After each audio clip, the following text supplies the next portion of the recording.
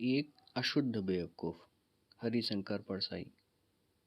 बिना जाने बेवकूफ़ बनाना एक अलग और आसान चीज़ है।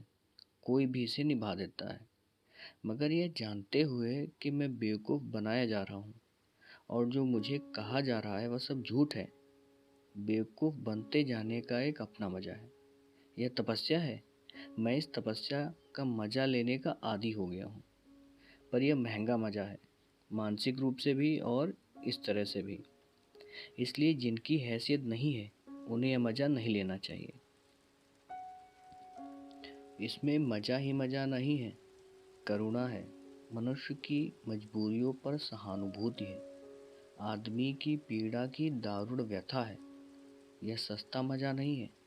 जो हैसियत नहीं रखते उनके लिए दो रास्ते हैं, चिढ़ जाएं या शुद्ध बेवकूफ़ बन जाएं। शुद्ध बेवकूफ़ एक दैवीय वरदान है मनुष्य जाति को। दुनिया का आधा सुख खत्म हो जाए अगर शुद्ध बेवकूफ़ ना हो। मैं शुद्ध नहीं, अशुद्ध बेवकूफ़ हूँ और शुद्ध बेवकूफ़ बनने को हमेशा उत्सुक रहता हूँ। अभी जो साहब आए थे निहायत अच्छे आदमी हैं, अच्छी सरकारी नौकरी में हैं, साहित्यिक भी हैं, कविता भी लिखते हैं। वे एक परिचित के साथ मेरे पास कवि के रूप में आए। बातें काव्य की ही घंटा भर होती रही, तुलसीदास, सूरदास, गालिब, अनीस वगैरह। पर मैं अशुद्ध बेवकूफ़ हूँ, इसलिए काव्य चर्चा का मज़ा लेते हुए भी जान रहा था कि भेंट के बाद काव्य के सिवाय कोई और बात निकलेगी। वे मेरी तारीफ भी करते रहे और मैं बर्दाश्त करता गया, पर मैं जानता था कि वे साहित्य के कारण मेरे पास नहीं आए। मैंने उनसे कविता सुनाने को कहा। आमतौर पर कवि कविता सुनाने को उत्सुक रहता है, पर वे कविता सुनाने में संकोच कर रहे थे। कविता उन्होंने सुनाई, पर बड़े बेमन से। वे साहित्य के कारण आए ही नहीं थे, वरना कविता की फरमाइश पर तो मुर्दा भी बोलने लगता है। मैंने कहा, कुछ सुनाइए। वे बोले, मैं आपसे कुछ लेने आया हूँ। मैंने समझा ये शायद ज्ञान लेने आए हैं। मैंने सोचा यह आदमी ईश्वर से भी बड़ा है। ईश्वर को भी प्रोत्साहित किया जाए तो वह अपनी तुकबंदी सुनाने के लिए सारे विश्व को इकट्ठा कर लेगा। पर ये सज्जन कविता सुनाने में संकोच कर रहे थे और कह रहे थे, हम तो आपसे कुछ लेने आए हैं। मैं समझता रहा कि ये समाज और साहित्य के बारे में कुछ ज्ञान लेने आए। कविताएं उन्होंने बड़े बेमन से सुना दी। मैंने तारीफ की, पर वे प्रसन्न नहीं हुए। यह अचरज की सी बात थी। घटिया से घटिया साहित्यिक सर्जक भी प्रशंसा से पागल हो जाता है, पर वे जरा सा भी प्रशंसा से विचलित नहीं हुए। उठने लगे तो बोले, डिपार्टमेंट में मेरा प्रमोशन होना है, किसी कारण अटक गया है, जरा आप सेक्रेटरी से कह दीजिए तो मेरा काम हो जाएगा। मैंने कहा, सेक्रेटरी क्यों? मैं मंत्री से कह दूंगा। पर आप कविता अच्छी लिखते हैं। 1 घंटे जानकर भी मैं साहित्य के नाम पर बेवकूफ़ बना। मैं अशुद्ध बेवकूफ़ हूँ। एक प्रोफेसर साहब क्लास 1 के, वे इधर आए। विभाग के डीन मेरे घनिष्ठ मित्र हैं, यह वे नहीं जानते थे। यूँ वे मुझसे 2500 बार मिल चुके थे, पर जब वे डीन के साथ मिले तो उन्होंने मुझे पहचाना ही नहीं। डीन ने मेरा परिचय उनसे करवाया। मैंने भी ऐसा बर्ताव किया जैसे यह मेरा उनसे पहला परिचय है। डीन मेरे यार हैं। कहने लगे, यार चलो कैंटीन में अच्छी चाय पी जाए, अच्छा नमकीन मिल जाए तो मज़ा आ जाए। अब क्लास 1 के प्रोफेसर साहब थोड़ा चौंके।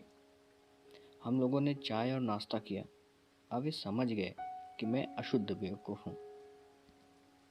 कहने लगे, सालों से मेरी लालसा थी कि आपके दर्शन करूं। आज यह लालसा पूर्ण हुई। हालांकि वे कई बार मिल चुके थे, पर डीन के सामने थे।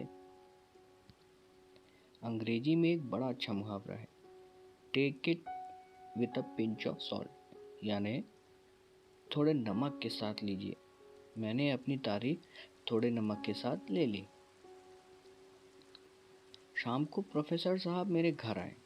कहने लगे, डीन साहब तो आपके बड़े घनिष्ठ हैं, उनसे कहिए ना कि मुझे पेपर दे दें, कुछ कॉपियाँ भी, और मॉडरेशन के लिए बुला लें तो और अच्छा है।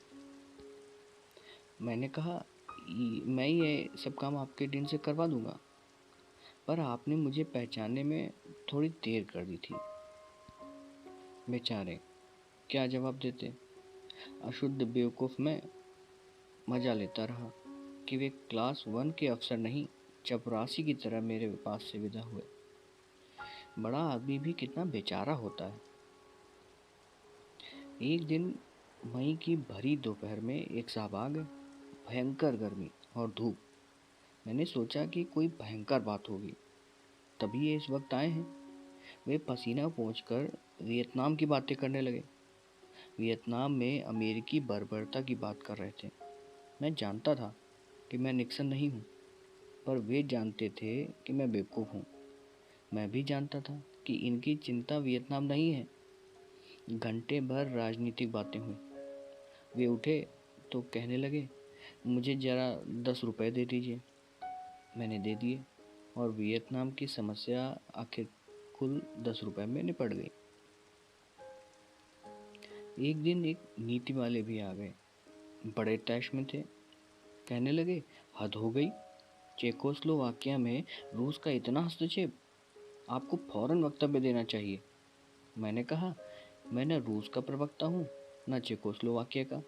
मेरे बोलने से क्या होगा। वे कहने लगे, मगर आप भारतीय हैं, लेखक हैं, बुद्धिजीवी हैं, आपको कुछ कहना ही चाहिए। मैंने कहा, बुद्धिजीवी वक्तव्य दे रहे हैं, यह काफ़ी है। कल भी ठीक उल्टा वक्तव्य दे सकते हैं, क्योंकि वे बुद्धिजीवी हैं। वे बोले, यानी बुद्धिजीवी बेईमान भी होता है। मैंने कहा, आदमी ही तो ईमानदार और बेईमान होता है। बुद्धिजीवी भी आदमी ही है। वह सुअर या गधे की तरह ईमानदार नहीं हो सकता। पर यह बतलाइए कि इस समय क्या आप चेकोस्लोवाकिया के कारण परेशान हैं? आपकी पार्टी तो काफ़ी नारे लगा रही है। एक छोटा सा नारा आप भी लगा दें और परेशानी से बरी हो जाएं। वे बोले, बात यह है कि मैं खास काम से आपके पास आया था। लड़के ने रूस की लुमुम्बा यूनिवर्सिटी के लिए दरख्वास्त दी है। आप दिल्ली में किसी को खत लिख दें तो उसका सिलेक्शन हो जाएगा। मैंने कहा, कुल इतनी सी बात है।